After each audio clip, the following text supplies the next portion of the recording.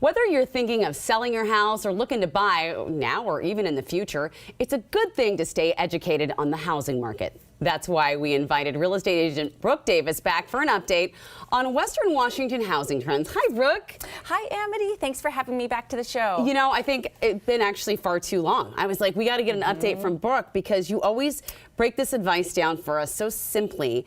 And I just want everyone to know that, you know, I think that the big question from everyone I hear out there is the interest rates, right? That's what everyone wants to know about. Yeah. And, you know, I think I said this at one other point in the last year, the crystal ball is still broken. Yeah. I don't know exactly when they're headed down. So you just have to kind of make the decision that makes the most sense for you. Right. They will go down at some point, and I think everyone has that anticipation in mind. Right. Especially if you're thinking to buy with the interest rate so high, you're like, it's not even worth it at this point. So we'll keep an eye on that. Meantime, what advice are you giving your buyers right now?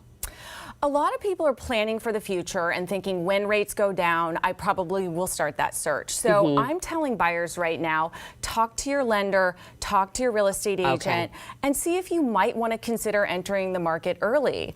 If you enter now, we're in a market where you can still have some of these more traditional contingencies. You have a little bit more time to make up your decision, and you just don't feel the pressure that you would in a frenzied market where there's more people out buying at the same time. So be prepared, is what you're saying. All right, I like it. All right, good. Girl Scout. So where is the inventory right now? That's a great question. I think a lot of people are holding off on listing their home for sale or holding off, like I just talked about, in buying, and they own a home now and they would then be selling that house. So a lot of the inventory are people that are waiting. Yeah. And probably waiting for interest rates to go down. Okay, that makes sense. That makes sense. How are the suburbs doing? I know that what's so interesting to me about this market, this housing market specifically, is that it can be just as expensive in Seattle as it is 30 miles from Seattle. I mean, that's a very unique thing. Yeah, you know, we have a pretty hot market all over the place, right? Yeah. So our suburbs can continue to be very desirable places to live. Yeah. If you break down data points that look at like year over year median prices and how much are sales down, there are some differences, but they're pretty small. There's like a couple percentage points in difference. Yeah. What I'm hearing right now when you say the word suburb is a lot of my clients are bringing up the commute. And the commute is longer than it was a year ago. Right. As more business, more companies, are saying you need to be in the office a couple days a week. I think a lot of folks thought, you know what, this has changed the way that we do work now. We'll never have to go back into the office. But then you see Amazon saying, you better come in, to the point of we see people protesting it. So I think maybe people are maybe regretting those decisions to go further out. So do you have any advice to sellers if someone wants to get closer to the city?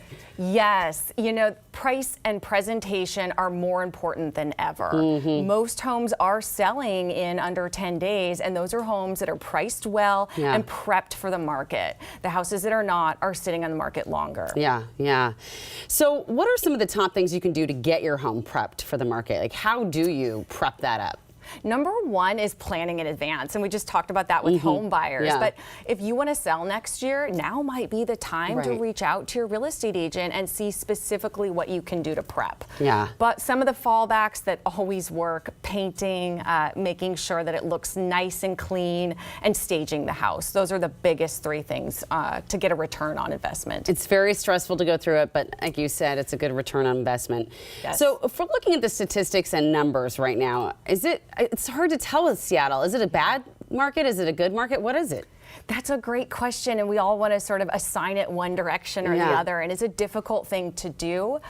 When interest rates started rising after, last May, roughly, they really increased. A lot of people were speculating that we'd see huge changes in price. And we really haven't. If you look at year over year, the median price, it actually went up in Seattle a little tiny bit. There were some places it came down a little tiny bit, but there wasn't a lot of change in median price. So it's a strong market still. So what is the best time to put your house on the market? I've always heard summer, but does it even matter? I mean, in Seattle, does it matter?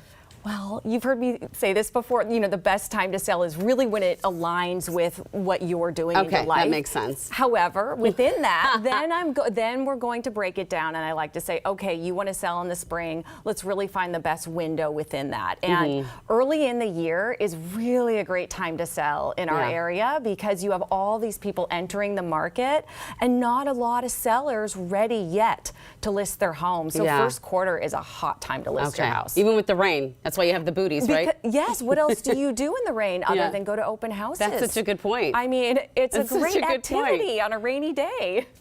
So I have a quick question before I let you go. Yeah. What are some of the dangers of looking at homes and everything online on like a Zillow or versus talking to your real estate agent?